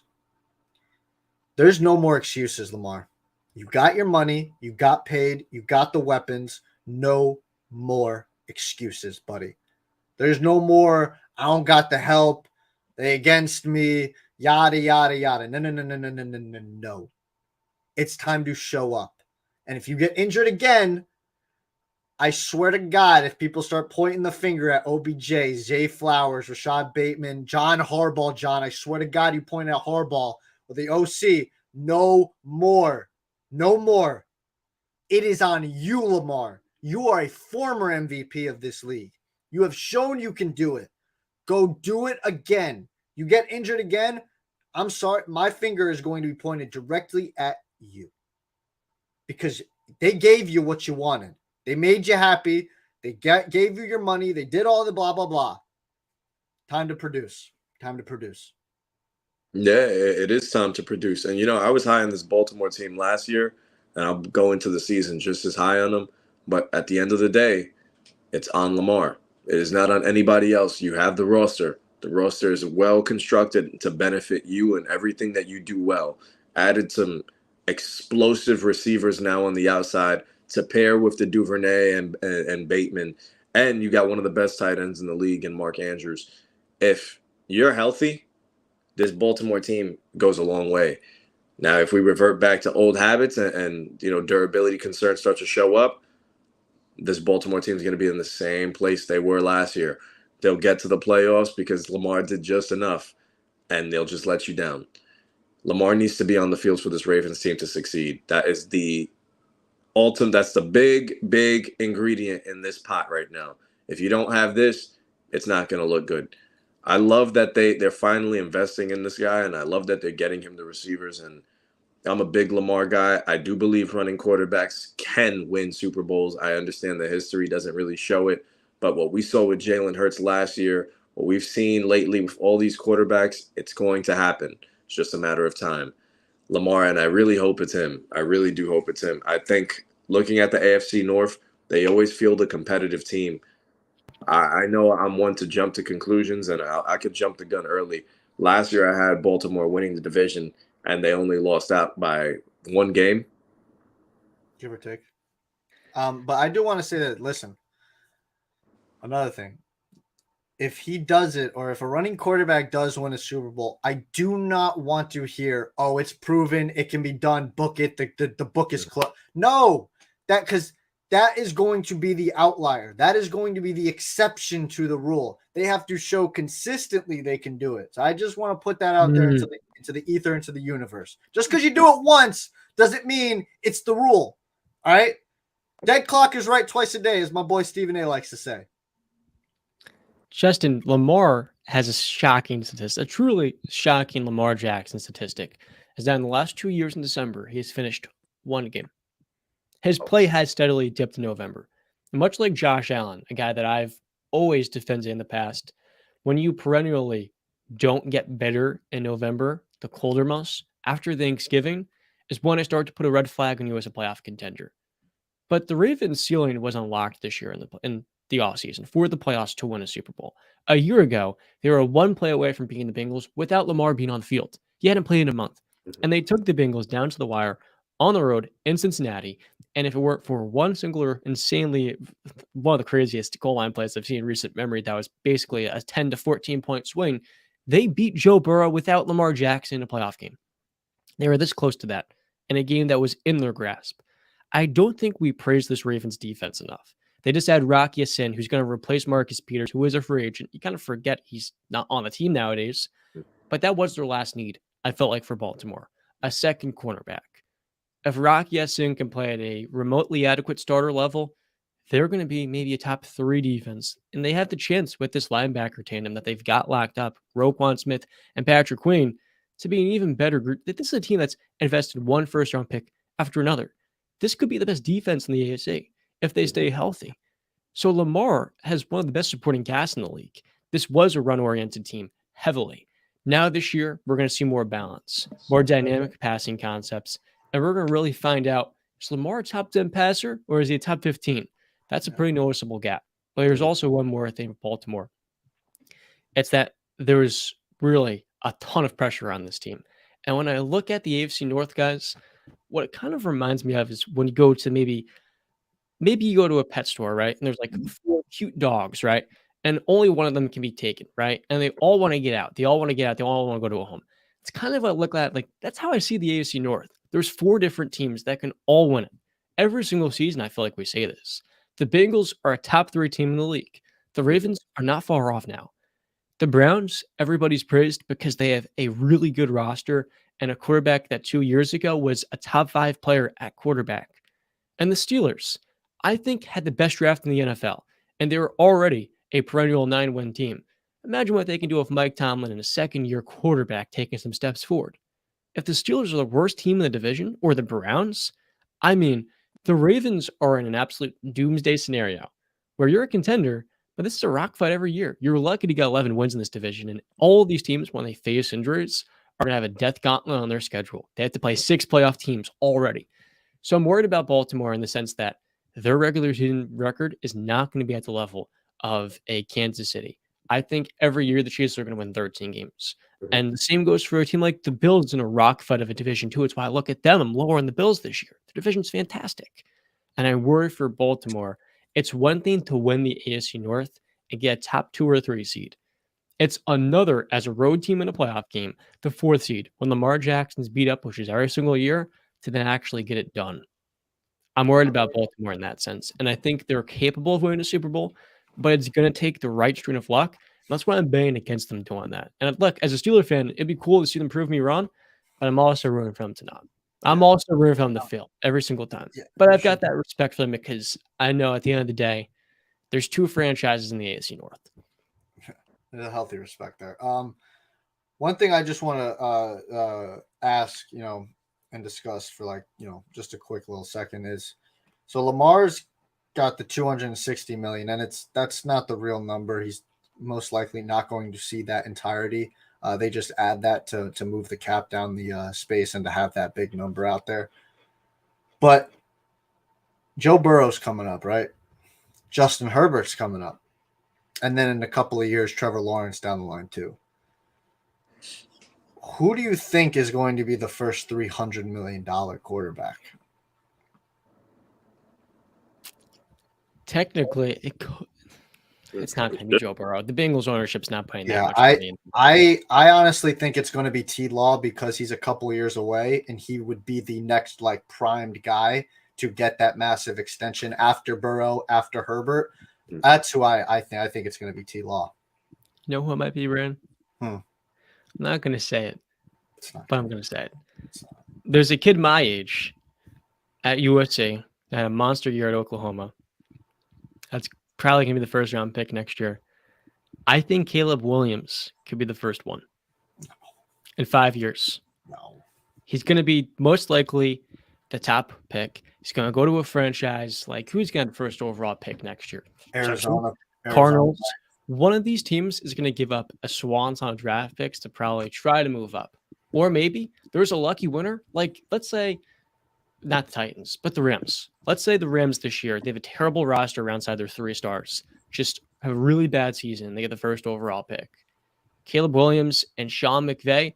I think in Los Angeles, Caleb could potentially be that first guy. But of course, we may get to a point where someone like Trevor Lawrence or let's say Bryce Young gets to a top 10 level and they're paid $300 million. I wouldn't be surprised if it's Justin Herbert because we don't know what kind of contract Joe Burrow is going to get. So what's the max right now? 260? Yeah, that's Lamar. But I made a mistake. Because I don't know if this counts, but Patrick Mahomes did sign a $500 million contract. So I don't know if that 10 years. We're talking annual value. That's why I don't know. If that deal worth $300 million is what you were also thinking. There is apparently the Chiefs GM, I think it was, said that they're going to be talking to Mahomes about reworking that contract. So it might be fucking Mahomes gets it. I wouldn't be surprised either. That was and John, you can't bring up that ever again about he takes the pay cuts if they're about to rework and he gets a pay upgrade. Tom Brady wouldn't do that. You know what, Brandon? I think whatever you pay Patrick Mahomes is honestly a bargain of a contract. That's fine. You give $2 billion. It's still going to be worth it in 10 years. They're better off just giving him a stake in the franchise. That's it. Man. Probably. But no, I think Justin Herbert has a chance because I do think Joe Burrow's contract is going to be out the wazoo. So whatever happens there, if the Chargers explode and have a big year this year too, he's going to get paid and paid handsomely. Money. In LA, I could see a $300 million man coming out of there. Personally, I think you have to win a playoff game before you get $300 million, but that's just. Yeah, but what kind of franchise is more likely to make the mistake and give away a $300 million deal so fast? The Chargers. Probably. Maybe. Now, one last topic Browns. idea. The Browns, yeah, that's true. The Chargers made some moves this offseason, drafting Quentin Johnston, even adding a little bit more in the draft to that defense, which they needed more depth and clarity. Do you guys have a top offseason mover this year in the NFL? And if so, it could be a team that maybe is going to be a huge faller in the standings. Last year, we saw a few of them. The Titans were a number 1 seed. They missed the playoffs altogether. Or could it be a riser, a team that had such a good offseason? Better yet, I also think there's one team's offseason that I thought was massively overrated by a lot of people, the Texans. But do you guys have one? If not, I can go first. Go first. My top offseason mover this year. So let's start with the candidates. The Eagles lost both their coordinators, but in the draft, they got 2 studs out of Georgia, right? And they also add in, who did they add in on the offensive line? Nobody. But in the draft, they're going to add a lot more. I thought that was one option. The Texans were another Will Anderson and CJ Stroud to the fold. But to me, the top offseason mover this year, it was the Cincinnati Bengals. They keep Lou Anarumo, the best defensive coordinator in football. And in the draft, they get Miles Murphy out of Clemson. What they needed badly was that second edge rusher opposite of Trey Hendrickson. And I think for them to get Murphy, who was probably right around the proper value in the late 20s, that's a developmental prospect that pretty quickly can make that defense next level. And the secondary, you do lose both your safeties in Bates and Von Bell, but I think Anarumo is going to always squeeze the most out of that group on the back end. And that's why in the draft last year, they invested heavily with two different cornerbacks, 2 different DBs that are going to start for them this year. But I think offensively, man, upgrading from Jonah Williams with Orlando Brown, Williams last year was one of the worst tackles in the league. Every Sunday, he was getting blown by. And Orlando Brown, while he regressed last year, at his worst, is probably as good as Jonah Williams at his best. And I'm expecting Brown, he got paid, to have a pretty good year this year in Cincinnati. You've already built up the offensive line, the interior with Karras and not Lyle Collins at right tackle. He struggled, but Ted Karras and Alex Kappa, right? 2 guys that had really good seasons with them.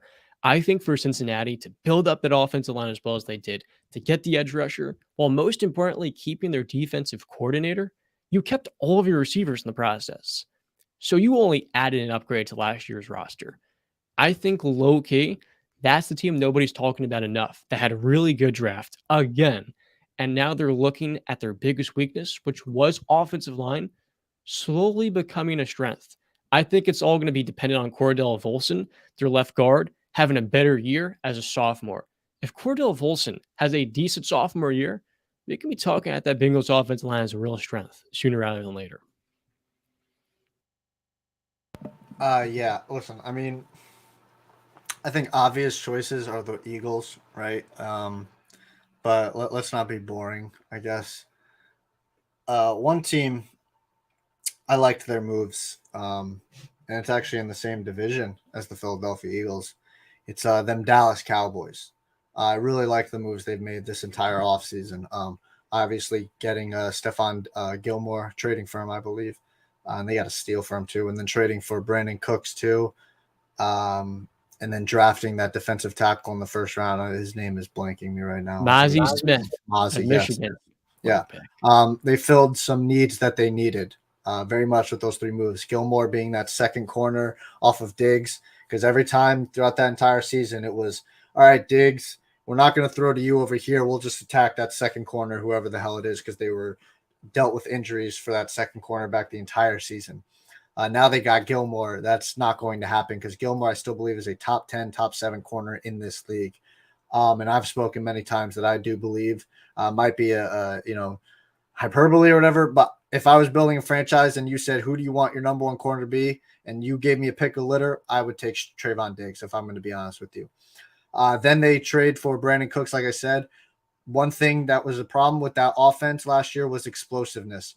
They didn't have speed. Brandon Cooks brings that speed. Even at his advanced age, the guy can still burn and go past you, all right? He put up 1,000 yards with David Mills as a starting quarterback.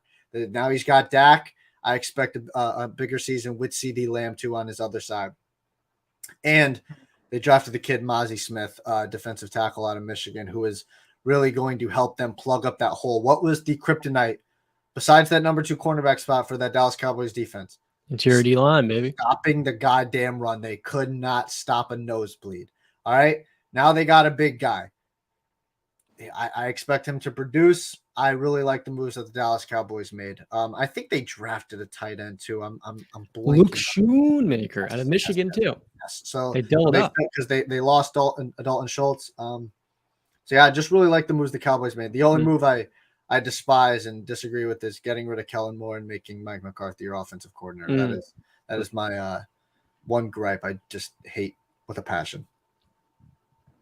Not bad, but honestly, this might be the easiest one. I know you said the Eagles are one, and we could praise Howie Roseman all we want, but for me, I'm gonna go. As much as it pains me to say this, I'm gonna roll with the Jets. I think the Jets had a fantastic offseason.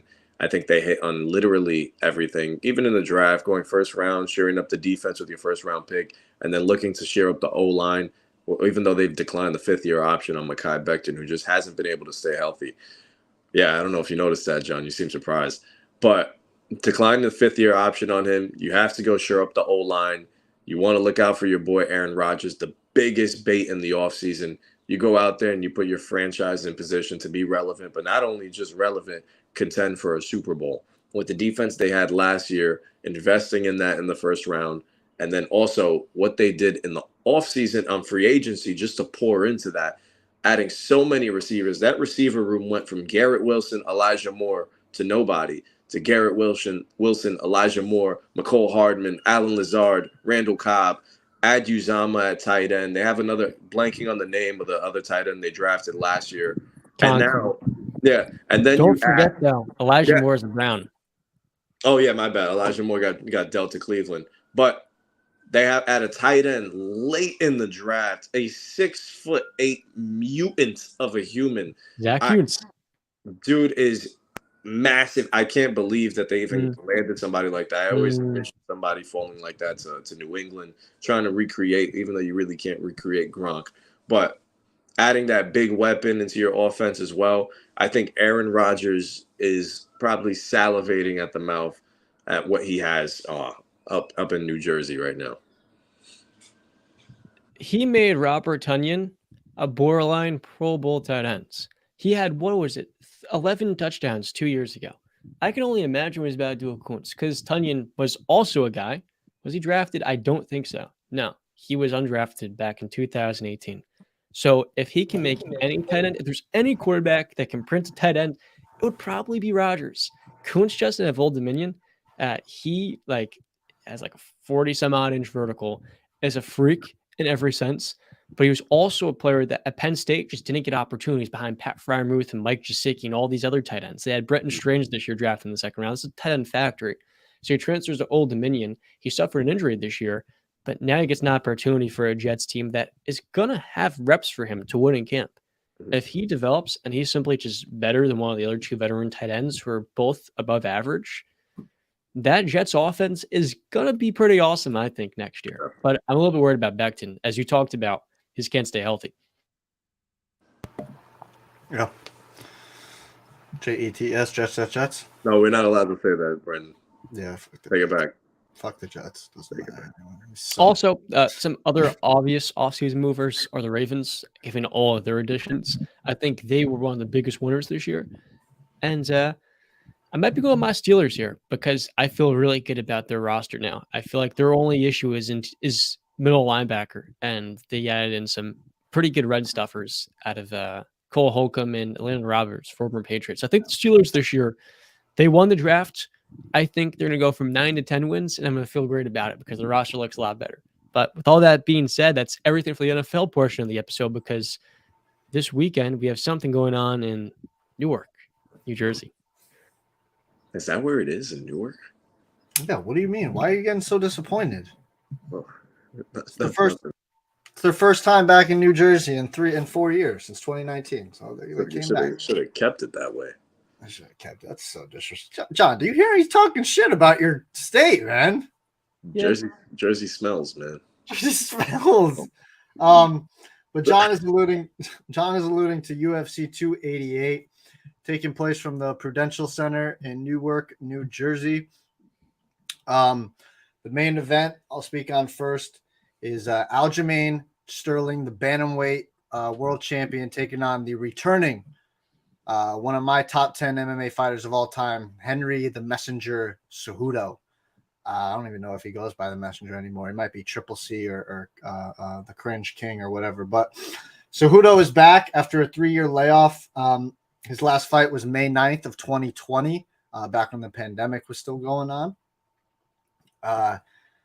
The way I look at this fight, man, for me, Aljo has gained a lot of respect and cred back after beating Petr Yan in their rematch after the unfortunate knee to the head in their first fight, which caused a disqualification, and Aljo won the championship on a DQ, and he got a lot of flack for it. I even gave him flack for it too. It was just more. It looked like he was acting a lot more if you just go back and look at it, but I'm not going to hark on that. He did his job in the second fight.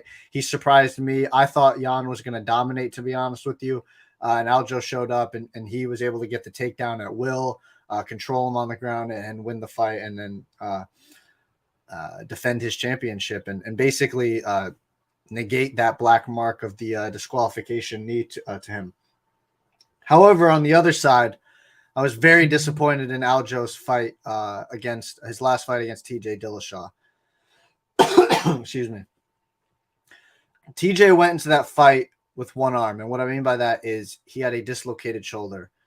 He even said that he believes he dislocated it up to 20 times in training camp leading up to the fight. It popped out, I think, 2 times in the fight itself. And it took Aljamain Sterling 2 rounds to get the finish, which I just believe is a little disappointing. I would be if I was Aljo. I'm supposedly be the best in the world in this division. This guy's got one arm. I'm a phenomenal wrestler. I finished a guy in Corey Sandhagen who took TJ 5 rounds. I finished Corey in less than 2 minutes, I believe, by taking him down, taking his back, and choking him out. I should be able to beat TJ Dillashaw with one arm in 1 round. I truly do believe that. So I was disappointed in that performance. But Aljo does present some issues for Henry, right? He's bigger, he's taller, he's longer, he's stronger, he's got the better jiu-jitsu game. He's going to attack the takedowns. He's going to be relentless with those. But on Henry's side, which I haven't spoken about, Henry Cejudo is no slouch. This is a 2-division weight champion returning. I know he's 36 now. He's off a 3-year layoff. But 2-division champ for a reason. This guy has beat Demetrius Johnson, who I believe is a top 5 fighter of all time. He finished TJ Dillashaw, even though TJ was going down in weight, and the dehydration probably killed him. Not actually, but you know what I mean. And he was able to get the finish within, I think, 1 minute and 30 seconds in that fight. He was able to take on a killer in Marlon Moraes for the first round. Marlon Moraes is one of the most dangerous men in the first round, even first 2 rounds, because he's just comes at it with such force. And if you watch that fight, it was like, Jesus Christ, the shots Henry was getting hit with, and being able to survive that, take that onslaught, and realize all I have to do is take on that storm, right? And once I take the storm on, once I get past it, I'm home free. It's kind of like the analogy. I didn't even know this. I don't know if you guys know this. This is a fun fact about cows and bulls. So apparently when there's a storm, bulls will run in towards the storm because they know that when they run towards it, it'll be quick, fast, it'll be terrible, but it'll be over quickly. And then once you're on the other side, beautiful sunshine and rainbows, right? While cows, on the other hand, will run away from the storm because they are so petrified, and they'll keep running. So now they're prolonging it. The storm follows them, and they never get out of that storm until it passes. And they have to live through hell for that. It's just even when they know if they just stop, it'll be over quick, but they just keep running. So Henry kind of did that. Take the storm on. Once you take it, after that, he was able to get the finish on Marlon Moraes. And then he was able to beat Dominic Cruz, who's arguably the best bantamweight of all time. He was able to finish him with a beautiful knee to the head. And now Henry's coming back after a 3-year layoff. This man is an Olympic gold medalist. At the highest level his wrestling is. His striking is become leaps and bounds from what it was early in his career. He's going to be the faster guy. He's going to be the quicker guy. He's going to be the better wrestler. He's got the better stand-up, in my opinion. And he's also not saying Aljo is stupid or anything, because he's got a high fight IQ too. But I just believe Henry Cejudo has one of the highest fight IQs in the sports history. This man is a savant when it comes to this type of stuff, right? So I truly do believe that Henry's going to come back, reclaim his championship that he vacated 3 years ago. Nobody beat him for it. It's going to be a tough test. Listen, Aljo is the bigger man. The guy cuts a lot of weight to get to 135, and Henry was a 125er really at the start of his career. So he is the smaller guy. But I just believe Henry is, and he spoke on it. It's not that Aljo is bad. It's just I do believe Henry is better everywhere, almost everywhere. And I think Henry is going to show that. We've seen this. I've tweeted about this too. This is the year of the returns for the UFC. We had Tatiana Suarez, who had a 3+ year layoff. She won by submission earlier this year. We had Johnny Bones Jones come back after a 3+ year layoff. Got a finish in the first round. We also, and then later on this year, we have Conor McGregor coming back, and then Henry Cejudo now for a 3+ year layoff. So it's the year of the returns. Top 10 for you. Top 10, Henry Cejudo. So, listen, if he wins this fight, he's going to move up on the rankings, and he's already laid out his plan. He wants Aljo, he wants Sugar Sean O'Malley, and then he wants to move up to 145 and face Alexander Volkanovski and be the first ever person to win 3 championships in 3 different weight classes in the UFC history. If he does all of that, there will be conversations had that he's a top 2 fighter of all time. And people are going to make the argument that he's better than Jones because of those accolades, 3 division weight. It's all this thing. So I do expect Henry's going to recapture his championship. I don't see Aljo getting out of I don't see this actually going past 4 rounds, to be honest with you. But I got Henry Cejudo by I'll say TKO probably. Hashtag and new Henry Cejudo is back. And then we move on to Sugar Sean O'Malley versus Henry Cejudo, which is going to be an absolute beautiful thing to watch. I'm so excited for Henry Cejudo's return. I was always excited when he fought. He never garnered a lot of attention. The lower weight classes guys never really do. But if you're a real fight fan, he is a beautiful fighter to watch. And it's great to have him back in this sport. It's going to be interesting. I don't know if it's going to be anywhere near as hyped as 287, unfortunately. But this is going to be my first time watching Cejudo. I've probably watched him a couple of times, but as a casual MMA fan, it's been probably 4 years now. So it's going to be quite the, I guess, quite the fight. I don't know. I'm pretty excited. Yeah. And then the co-main event, just quickly, Gilbert Burns versus Bilal Muhammad, 2 top 5 welterweights. This fight was made 2 weeks ago. So both guys are taking on really short notice. Bilal Muhammad has just gone through Ramadan. So it's going to be interesting to see how his conditioning, his nutrition is. This is a 5-round fight. Usually when there's no title on the line, the other fights are usually 3 rounds. This is a special one. Dana does this sometimes, and it's a treat. It's going to be 5 rounds, co-main event, no non-title fight. As for Gilbert, though, he's also taking on short notice too. And he's also taking it where he just fought John alluded to UFC 287 against Jorge Masvidal, and he won a 3-round decision fight. He also fought earlier this year in January, where he was able to beat Neil Magny in Brazil in a first round with a first round submission win. So Gilbert has been very active this year. It's going to be 3 fights within 5 months. It's a lot of activity. You don't really see that very often. But this is a treat. These guys are trying to get ahead of the line, trying to basically stamp their approval that I am next for a world championship shot, which is going to take a long time because apparently Leon and Colby might not be fighting till later this year, which is a little disappointing. But this is going to be a hella interesting fight. I believe Bilal is the faster fighter. He's got the better wrestling. He's more of a point fighter. Albeit his finish last fight against Sean Brady, which I was very disappointed in Sean Brady's performance. But I think Gilbert gets the dub. He's the better jiu-jitsu guy. He's got more power. He's more explosive. I think he's just got more ways to win. And I expect Gilbert Burns to get the W. The rest of the fight card is it's okay.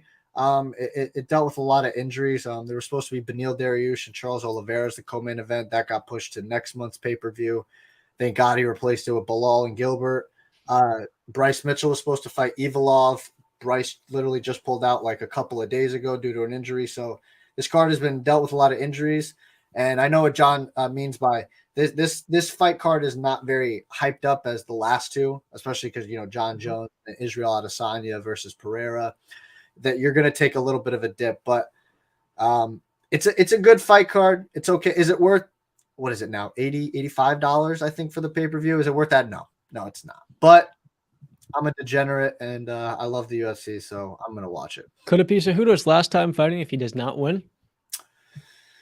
I mean, that's going to be an interesting call. What does, does Henry want to continue if he doesn't win? Because it probably 80% chance that it is if he loses this fight, John. But it's hard to bet against Henry Cejudo. And I know there's a stat out there that apparently fighters who in title fights in the UFC who are 35 and up from weight classes 125 to 170 are 2-20 something, I believe. And the only 2 wins are by Tyron Woodley. Wow. So yeah, it's a tough go, especially for the lighter weight classes, because the first thing to go is the speed. And when you're not, on the par of the speed in these lower weight classes, you're going to feel it real quick. You think about like the Kevin Hart thing, whereas he says his uncle got punched 8 times. He said, I got punched by an octopus or something. Where those punches come from, right? So listen, there are some question marks about that 3-year layoff. He's 36 now. But I just think Henry Cejudo is the first round might be rough. It might be rough because the rust might be there, but I just have too much faith in Henry Cejudo. I think he's going to get it done. Like I said, it's the year of the returns, and I'm thinking the returns are going to go a full, wipe the floor with a sweep this year. I'll be looking forward to it. With all of that out of the way, that'll wrap up episode 99. Next time we'll see each other, the Nuggets will have maybe already swept the Phoenix Suns. Not sure when Game 4 is being played. Next episode, 100. 100, man. 100. Oh, if you've been along, if you've been along for this journey, if you're watching now, please give us a like, subscribe to the content, share it with your friends and family. Let them know about us. We just want to create a good, fun community and family with y'all. We want to start some Patreon things and give you some fun content to watch and all that. But it's been a great ride. 100 episodes. Here's to 100 more. But we won't get too ahead of ourselves. But can't wait. UFC 288, NBA playoff basketball. We also got Demetrius Johnson fighting for ONE FC is making their debut. They're another MMA promotion. They're making a debut in the United States this Friday night. That'll be an okay card. We got Backlash, WWE. Brandon's a WWE fan. I'm going to be interested. What am I going to watch? Lakers, Warriors, Game 3 at 8:30. Backlash is going on at the same time. UFC 288. My brain's going to freaking explode, guys. Maybe. I'm too much of a fan of everything. You could skip the WWE one. You could probably find the script on Reddit. But you got the Sunday. We shoot our next episode. Hopefully on Sunday, the Knicks will have a 2-1 lead in the Eastern Conference semis.